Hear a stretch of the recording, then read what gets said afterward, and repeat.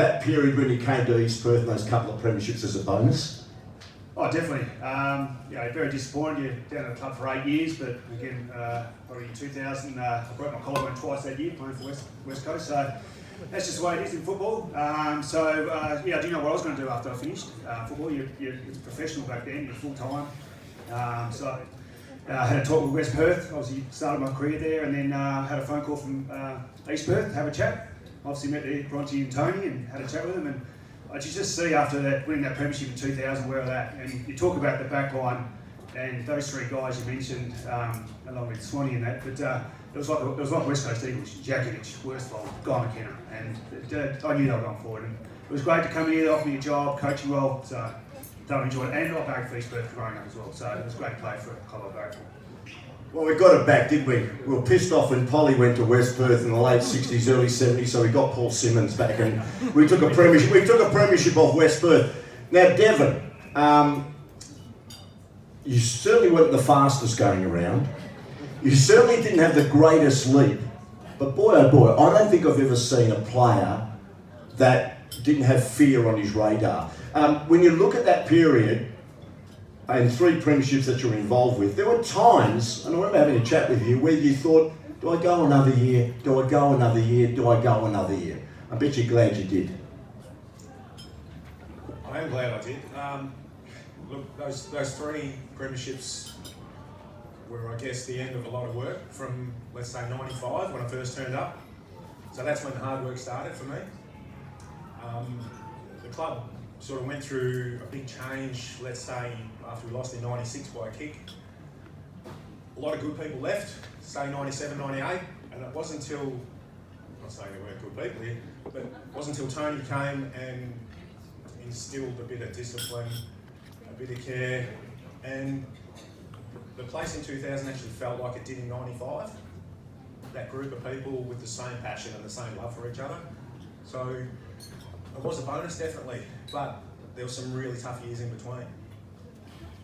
Of course, we just fell short in 96, and there were some tough years. Of course, 99 was a tough year and things changed in 2000. Now, Tony McHale said in his coaching style about Devan Perry, uncompromising, and this is for you, what you said about Tony McHale. He was uncompromising and didn't take any bullshit. But that's the sort of individual you needed for your football, because you needed to stay focused, correct? And you stayed focused, and in the end you're a Hall of Famer at East Perth because of the contribution you made, particularly during those years. I don't know whether I needed to be focused. I was focused enough. It was the people around me. Why I left in 99, and I've had to think about it since you put that to me a couple of months ago. I left because the players I was playing with didn't care, or I felt like they didn't care as much as I did about winning or about each other. So that was why I left in 99. So when Tony came, that all changed. And after talking to him the first time, I knew it was going to change. So that's why I came back, and really glad I did. An outstanding centre line during that period, of which Paul was part of it. Brett Cowell in the middle, we're going to speak to him shortly. You know, Grant Holman also played in all 3 premierships. We talk about midfield, we talk about the wingers and how important they are even in modern day football. You must have been really excited to be part of that trio. Oh, definitely.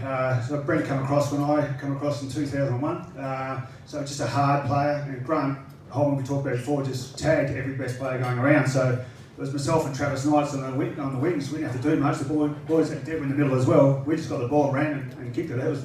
We did the easy part. They did the hard part. But no, it was a great midfield to play with.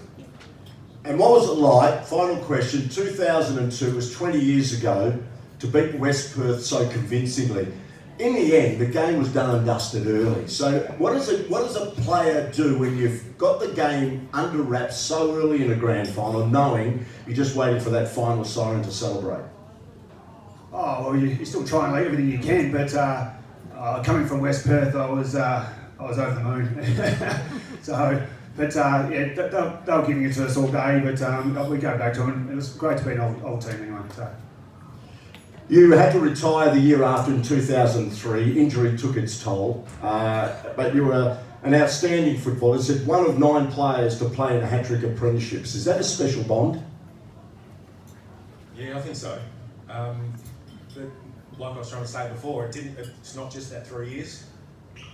Like if you look at those 9 players, you probably find that it was more than the 3 years.